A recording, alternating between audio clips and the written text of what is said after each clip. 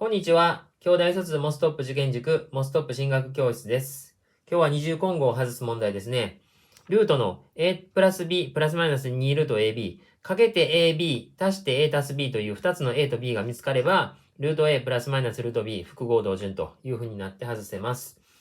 1番、まず9-2ルート14のルート。で、この9は7足す2ですし、14は 7×2 ですよね。ということで、ルート7引くルート2。これはまあ簡単だと。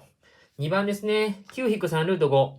これ、ここを2じゃないとダメなんですよね。ということで、1回これルートの中に入れてしまいます。